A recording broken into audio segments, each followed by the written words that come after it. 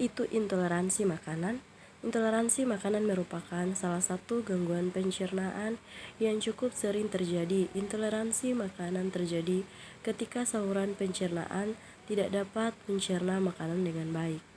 Penyebab dan gejala intoleransi makanan. Ada beberapa hal yang dapat menyebabkan terjadinya intoleransi makanan, yaitu yang pertama, penyakit tertentu seperti IBS, pankreatitis, dan penyakit Coeliac. Yang kedua, kekurangan enzim pencernaan, contohnya pada intoleransi laktosa. Yang ketiga, zat adiktif seperti pewarna, perasa, tambahan, atau pengawet makanan. Yang keempat, keracunan makanan. Yang kelima, stres berat. Yang keenam, riwayat operasi pada saluran cerna. Orang yang memiliki intoleransi makanan dapat mengalami gangguan pencernaan ketika mengonsumsi makanan tertentu seperti susu, keju, yogurt, gandum, kopi, atau teh, buah-buah, madu, dan kacangan. Setelah mengonsumsi makanan yang sulit dicerna oleh tubuhnya, penderita intoleransi makanan dapat mengalami gejala berupa yang pertama, sakit perut, perut kembung, mual dan muntah, diare atau buang air besar cair, sembelit. Namun gejala-gejala tersebut juga bisa terjadi pada gangguan pencernaan lainnya, yaitu alergi makanan. Perbedaan antara alergi makanan dan intoleransi makanan. Meski memiliki gejala yang mirip, alergi dan intoleransi makanan adalah kedua penyakit yang berbeda. Alergi makanan disebabkan oleh reaksi sistem kekebalan tubuh yang berlebihan terhadap makanan, sedangkan intoleransi makanan terjadi akibat ketidakmampuan tubuh dalam mencerna makanan tertentu. Berikut ini adalah beberapa perbedaan ciri-ciri alergi makanan dan intoleransi makanan. Yang pertama, intoleransi makanan hanya menyebabkan gejala gangguan pencernaan, sedangkan alergi makanan bisa menimbulkan gangguan pencernaan beserta gejala alergi seperti gatal-gatal, pembengkakan pada bibir dan kelopak mata, sesak napas sehingga syok akibat anafilaksi. Yang kedua, gejala intoleransi makanan biasanya muncul ketika makanan penyebab intoleransi dikonsumsi dalam jumlah banyak, sedangkan gejala alergi makanan dapat muncul walaupun makanan pencetus alergi dikonsumsi hanya dalam jumlah sedikit. Yang ketiga, intoleransi makanan biasanya baru terjadi dalam waktu beberapa jam setelah makanan dikonsumsi, sedangkan reaksi alergi makanan dapat muncul dalam waktu singkat atau dalam hitungan menit. Yang keempat, intoleransi makanan tidak berbahaya, sedangkan reaksi alergi makanan yang parah berpotensi membahayakan nyawa jika menyebabkan reaksi anafilaksi. Nah, cara mengatasi intoleransi makanan.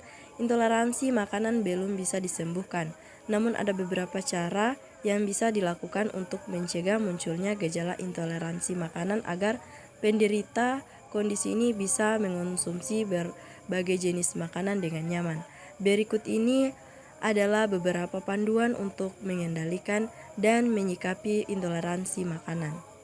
Yang pertama, kenali dan catat makanan yang diduga menyebabkan intoleransi.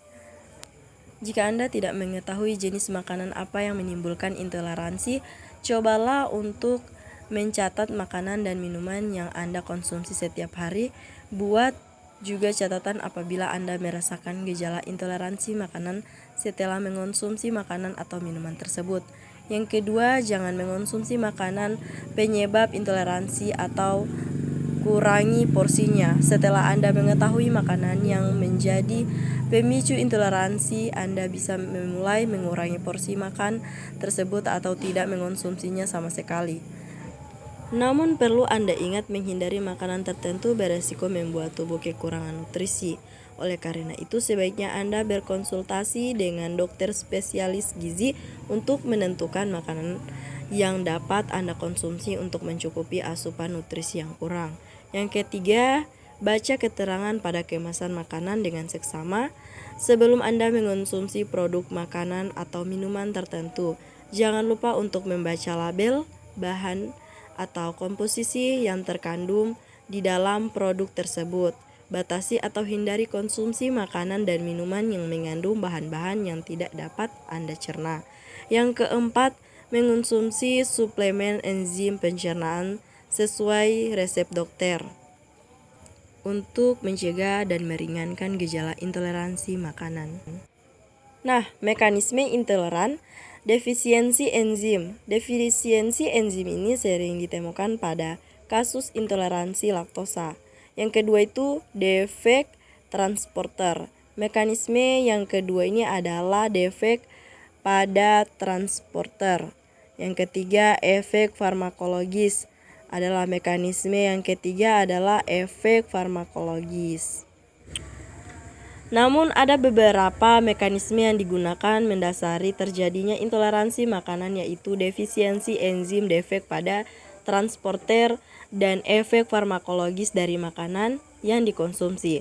Nah, yang pertama defisiensi enzim ini sering ditemukan pada kasus intoleransi laktosa.